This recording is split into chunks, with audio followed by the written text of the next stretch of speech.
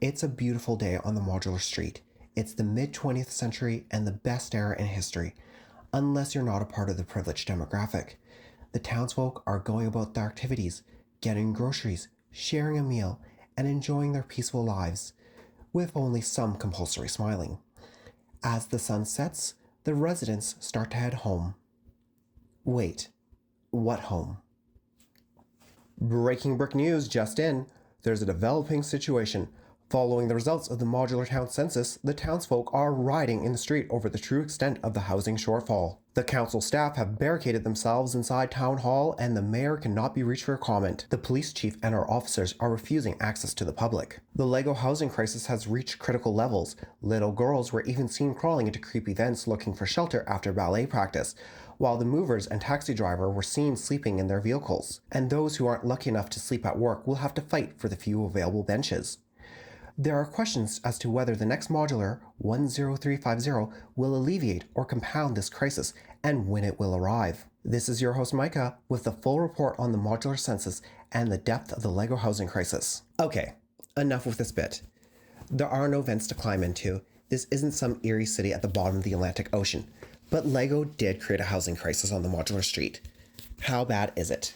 To get a full picture of the dire straits the minifigures are in, let's start with the census to understand how the modular town is structured. The modular town currently has 146 residents across 19 official sets, 3 Bricklink designer program models, the botanical garden and entrance gate, and the 4 gift with purchase vehicles. Although there are only 124 confirmed residents if potential visitors are excluded.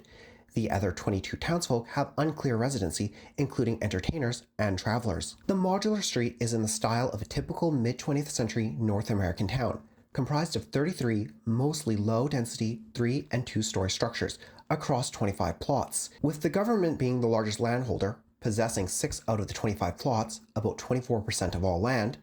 The government also owns 8 out of the 33 structures, also about 24%. Altogether, the government is the largest property owner with the following institutions under their care: the Town Hall, Fire Brigade, Police Station, Brick Cross Train Station, the Natural History Museum, and Botanical Garden. The modular town has 20 public servants employed in the following areas: 3 municipal services, 2 educational institutions, and the transit hub. This comes out to 16% of the confirmed residents, making the public sector the largest single employer. The census reveals that the economy of the modular town is based around service industries, of which food service and retail are the largest, employing 24 townsfolk, 19% of the permanent residents. With 11 and 7 businesses respectively, these industries account for 43% of the business sector. The private sector, comprised of 41 mostly small mom-and-pop businesses, collectively are the next largest employers, providing work for 67 citizens, around 53% of the eligible population. Overall, there are 87 employed residents for an average of 1.8 townsfolk per organization, 19 children and retired persons, and 41 unemployed. Of the total population, 70% is employed, including those with unclear residency, and there is a high unemployment rate of 15%. A note about these charts: visitors are included in the employment counts and percentages, resulting in an overlap. These workers, such as the traveling accountant, contribute to the 127 eligible workers. Though I wonder what brings him to town. The number of businesses increases by an average of 26% each year. 2017 was a benchmark year for new businesses, with 7 opening at Assembly Square, followed by 2024 with 6 new businesses: the Retro Food Truck, the Botanical Garden and its cafe, Brick Cross Train Station, Newsbrick, and the Travel Lounge. A quick note: businesses within businesses are counted separately, as is the case for the prior 2 institutions. However, population growth has far outpaced business development. The past 3 consecutive years have seen record-breaking population increases, exceeding the previous record year of 2017 by 55%. 2022 saw a population growth of 14, while both 2023 and 2024 each saw growth of 23 townsfolk. Altogether, there is an average 15% yearly growth since the modular town was founded. The housing of the modular town is comprised mostly of apartment units. There are 7 apartments in mixed-use buildings, 1 multifamily residential building, and 2 semi-detached row homes for a total of 11 units. Those 10 buildings that provide purpose-made housing are located at the Parisian Restaurant, Assembly Square. Though this apartment is home to a mother and newborn, it is a studio with a sofa bed and only has space for 1 resident. Corner Garage, Police Station, Market Street, the Pet Shop, Bookshop and their connected townhomes, and the Green Grocer, the only multifamily residential building, as evident from the 4 mailboxes, one for each apartment, the grocer, and outgoing mail. These 11 residential units provide housing for just 20 townsfolk. 4 are studio apartments, while 5 other apartments might be able to fit in another resident, albeit tightly. Additionally, there were 9 years alone where no new residencies were built. This caused housing capacity to fall far behind population growth and business development. 2008 was the last year where housing capacity met demand, with 10 units for the 10 residents, including hotel suites. This was only the year after the town founding, and all years after had a housing shortfall, up to now where the modular town lacks housing for 104 permanent residents. The high population growth and lack of residential development have compounded into a housing crisis, effectively a yearly capacity decrease of 28%. Housing demand has far outpaced available supply. If we include capacity from the hospitality industry in the form of long-term leases, as was common in some areas, this yields a total housing capacity for just 26 out of the 146 townsfolk, including the possible visitors. The modular census has laid bare the stark reality of the modular town's inequality. To house the entire town, there would need to be an average of 13 townsfolk per unit, including both residential and hotel suites. If we're generous and exclude possible visitors, that only reduces the average to 11 residents per unit. That's as horrible as some average-sized homes that have been for sale where I live. So, where would all these new residents live? There is no evidence of functioning public transit or connection to streetcar communities. The only transit connection is the Brick Cross train station, but its schedule only references major destinations, not subdivisions. And while it has a bus stop, you'll be waiting for a while as a bus has never been seen. Vehicle ownership is virtually non-existent. There are only 4 personal vehicles, one of which is owned by tourists. The remaining 7 vehicles are all owned by organizations.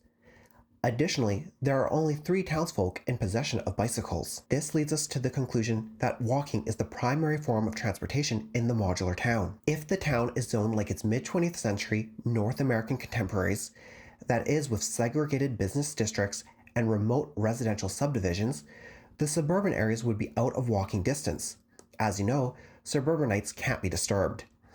So it's unlikely that the residents are walking into the town center. To answer where the townsfolk live? Nowhere. There just isn't enough housing. Over the years, Lego created a housing crisis, mirroring our real-world situation. How did this happen?